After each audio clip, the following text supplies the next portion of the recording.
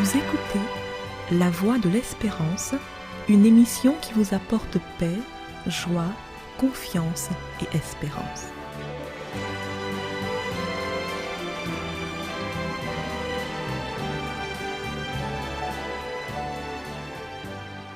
Chers auditeurs, bonjour et bienvenue dans votre émission La Voix de l'Espérance. Aujourd'hui, nous abordons le 4e et dernier volet de notre série traitant des bienfaits de la prière. Par nos prières, nous pouvons adresser des demandes à Dieu pour notre bien-être, mais surtout, nous pouvons adresser des demandes à Dieu pour notre savoir-être. Mais comment donc la prière peut-elle transformer notre manière d'être ? Tout simplement parce que le temps de la prière est aussi un temps de contemplation. Un temps qui nous met en contact avec un modèle parfait, une référence indémodable en la personne de Jésus-Christ. Un modèle est une personne dont le comportement, l'exemple, le succès est une stimulation pour d'autres personnes. Le modèle fait la preuve que le succès est possible et nous donne envie de nous dépasser, d'être ambitieux.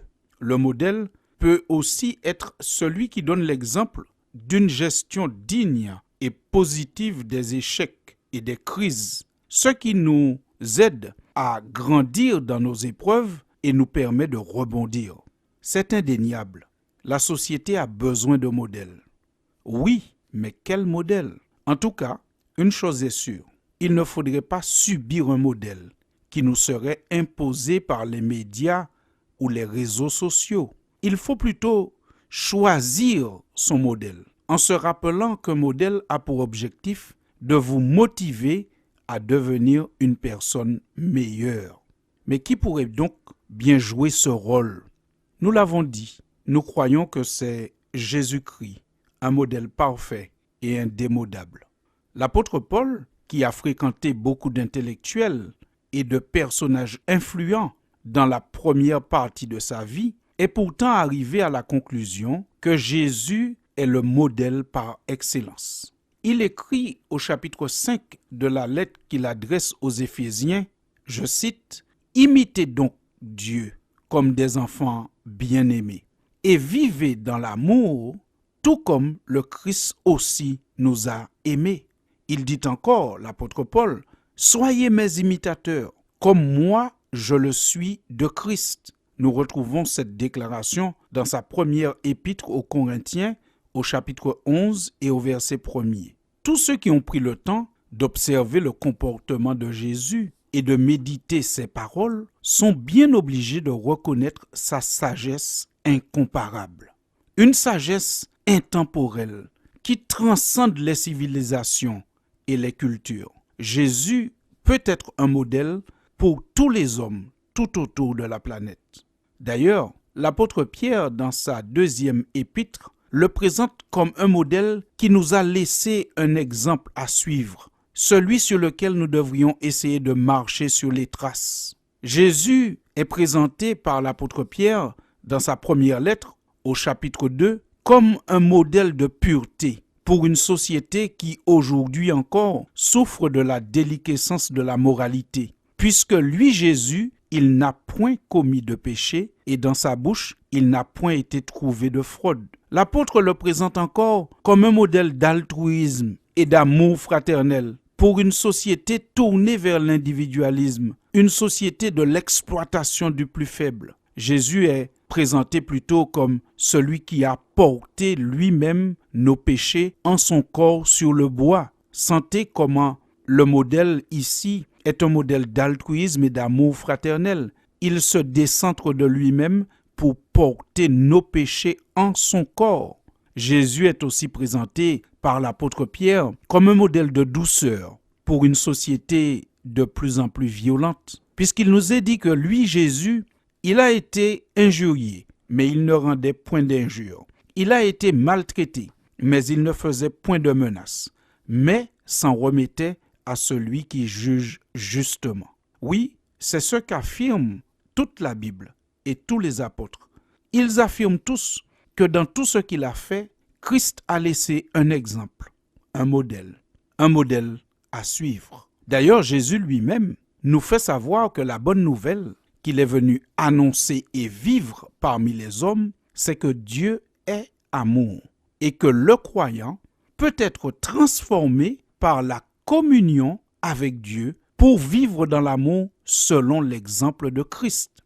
Vous notez que Jésus dit lui-même dans Jean chapitre 13 au verset 15, « Car je vous ai donné un exemple afin que vous fassiez comme je vous ai fait. » Mais vous savez, Jésus ne se contente pas d'être un modèle parfait et indémodable.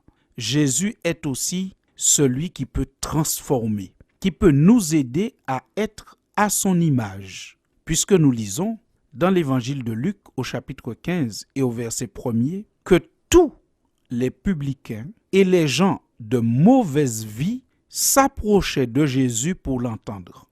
Oui, la Bible dit, tous les publicains et les gens de mauvaise vie s'approchaient de Jésus pour l'entendre.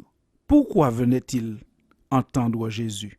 Certainement parce qu'ils savaient que Jésus est accueillant, qu'il ne rejette personne, même ceux qu'on qualifie de personnes de mauvaise vie. Mais certainement aussi parce qu'ils savaient que Jésus a le pouvoir de changer les vies, de libérer les hommes et les femmes de toute pratique avilissante. Oui, la Bible témoigne de plusieurs vies changées, transformées après une rencontre avec Jésus. Chers auditeurs, je suis sûr que vous aussi, vous connaissez des personnes dont la vie a été changée, transformée après une rencontre avec Jésus. Peut-être vous-même qui m'écoutez, vous avez vécu cette grâce d'être transformé par Jésus-Christ. Oui, chers amis, c'est en cela que la prière est un bienfait. Parce que durant la prière, nous pouvons contempler Jésus comme modèle, mais nous pouvons aussi lui demander de nous transformer à son image, de faire de nous des personnes meilleures et plus utiles encore à nos familles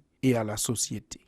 Sur ce, je vous dis à bientôt pour une nouvelle édition de La Voix de l'Espérance.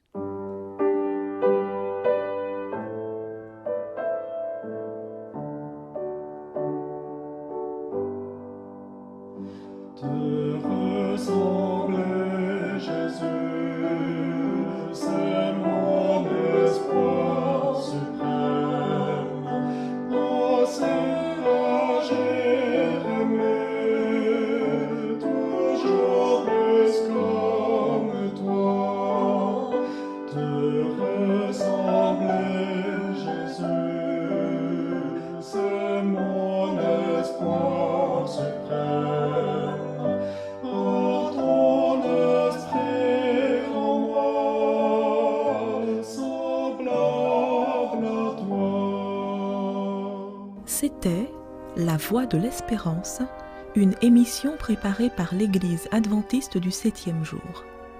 Si vous désirez avoir une copie de la causerie d'aujourd'hui, demandez-la. Elle vous sera donnée gracieusement. Écrivez à La Voix de l'Espérance, boîte postale 169 97 324, Cayenne, CEDEX, ou téléphonez au 0594 25 64 26. Merci chers auditeurs et à bientôt.